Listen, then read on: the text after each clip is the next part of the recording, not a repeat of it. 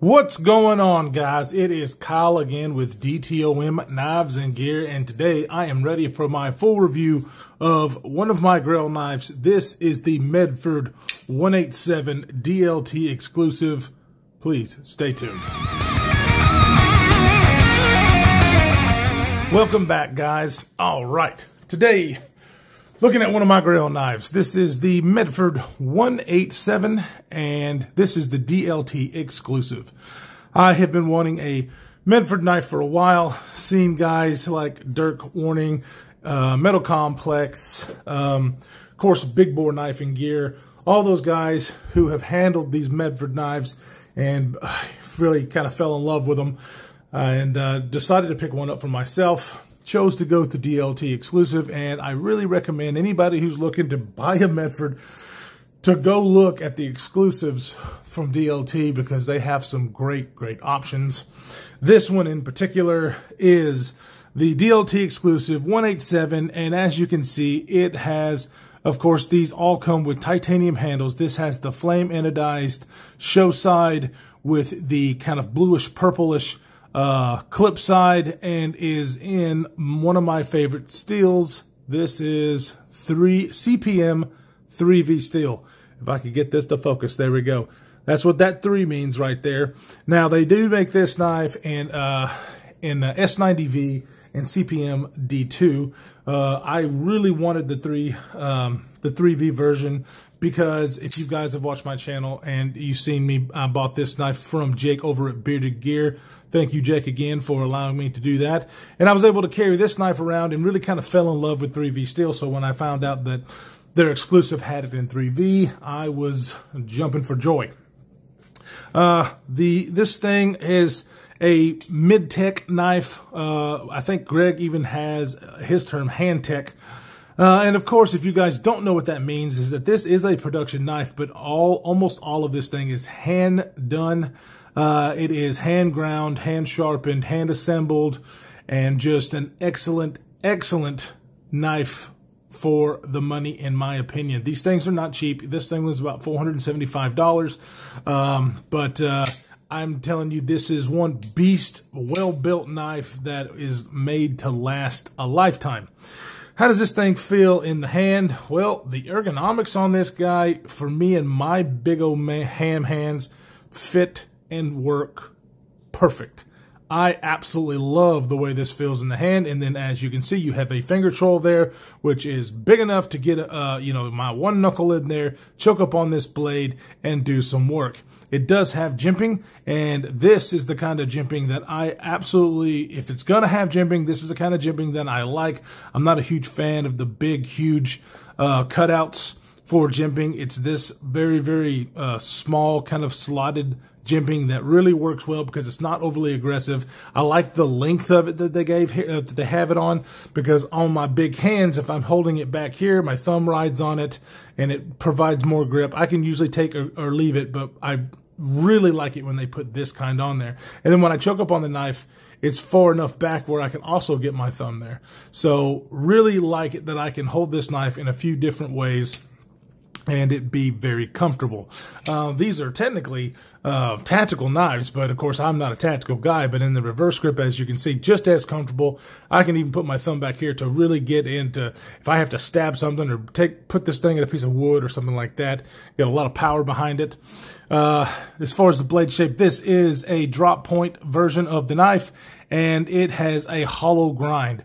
This hollow grind is done so freaking well, all hand done. Very sharp. Holy crap, is this thing sharp, and it does cut. Anybody who says Medfords don't cut has never held one and has a personal agenda against the man himself, Greg Medford. So you can you can take that for what it is. If you say Medfords don't cut, you've never held one or tried to cut anything with it. So anyway, open construction design with these big barrel spacers. Just an excellent knife. As you can see, as far as this being a titanium lock bar, it is very smooth, very easy to actuate.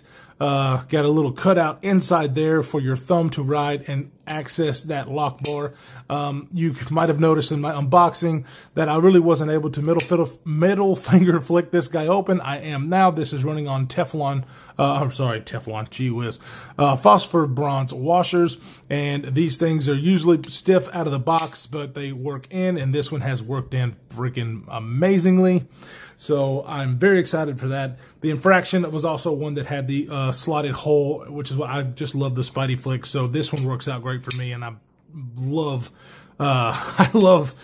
deploying this big old blade out here and using this knife. Talking about jimping, this back here is a little sharp. This jimping up here is perfect. The jimping in the back here is a little sharp, not, you know, painful or anything. My hand kind of fits up above that and just barely gets right here. Doesn't create a hot spot or anything, but just to the touch, a little bit sharper than I would like, but not a problem. Kind of the same thing. It's just the same thing back here, but my hand doesn't go anywhere near that. Now, if you're in the reverse grip, it can, and doesn't feel bad on my thumb at all. So, as you can see, the cutout for the lock bar is on the inside. I like it whenever manufacturers or designers do that. It just kind of makes it more sleek looking on the outside. It really does well for the functionality of this damn knife. I freaking love it because there is absolutely no lock stick. This thing, obviously these big, huge stop pins that, first of all, the contrast between the steel, the black coating really, I didn't mention that coat. This is a DLC coating as well. So to protect this blade, and I'm very excited about that. You know, a lot of people say that the CPM 3V is not stainless, and it's not stainless, but I want to tell you, I'm the third person to own this knife, and this has been really well used, as you can see, and there's absolutely no patina or anything on this. There's just scratches from use, so I'm really not worried about 3V, you know, rusting. But the DLC coating is a very good quality coating on a blade that I don't mind at all, because I like the black blade contrast with the handles. It just makes me happy and is awesome. We will go ahead. It's not a small knife, guys. It's a pretty big knife. You guys know I like big knives, so we will go ahead, do some size comparisons so you'll get an idea on how big it is. Here it is against the Paramilitary 2. Here it is against the Para 3. So, as you can see, it's quite large, but still very pocketable. And we'll go over that in a minute. You can see with the PM2 here, as far as the silhouette of the knife, not too far off. As a matter of fact, they're just they're almost perfect as far as the width here. It's, you know, obviously because of the spider hole hump there. Let's go ahead and put it against the regular Benchmade Griptilian. You can see that there. So it is a beast of a knife, and if you don't like big beastie overbuilt knives, this is probably not going to be for you. But holy crap, does this thing really do well in the pocket. The pocket clip works fantastically. You're simply sitting it in there, and you know, you have no flipper tab, nothing getting in your way, so I can get my hand in there. It still takes up a little bit of real estate, but not that bad. Now, of course, it's big. It's, you know, it's thick, so it's not going to be a feather as far as weight. It's got some weight to it. 8.3 ounces. I know right off the bat, a lot of people are going to be like, nope, not carrying that. And that's perfectly fine. Everybody is different on what they will or will not carry. I carry everything from the TRM Neutron, which is a super friggin' lightweight small knife, to things like this. And I'll be honest, I always wear a belt. I am always wearing, you know, very thick, like work pants. And so now if I was wearing slacks going to church or wherever the hell I'm going, then obviously I would not choose this knife. It wouldn't be good for that. But as far as working every day, you better believe that I carry this a ton because I absolutely love this thing. So now that we've seen some size comparison, the overall length of this guy is 9.375 inches. It has a closed length of 5 1/4, the blade length of 3.75, the blade thickness of 190 thousandths. But let me just go ahead and show you 190 thousandths. Their tolerances are spectacular. what is this? Oh my gosh, 187 thousandths. So when they say it, they mean it. They're machinists, they're craftsmen. When they say it's 187 thousandths, it's 187 thousandths. That says on their website 190 on the blade, and boom, there it is.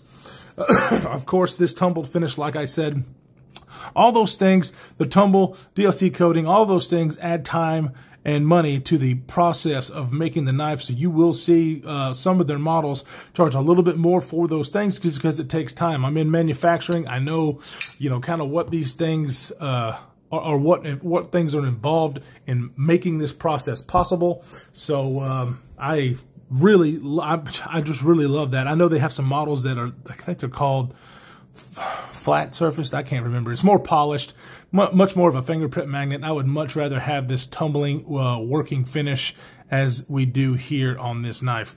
One thing that I know a lot of people are, as soon as they think of Medford, they think of their warranty. So yeah, their paperwork when they come out was worded pretty strong as far as their warranty. But guess what? I've contacted them.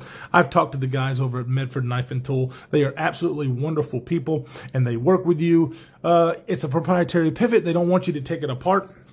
But I've even heard stories of people making their own tool, taking it apart, and then working with those folks who are just trying to take their knife apart and clean it.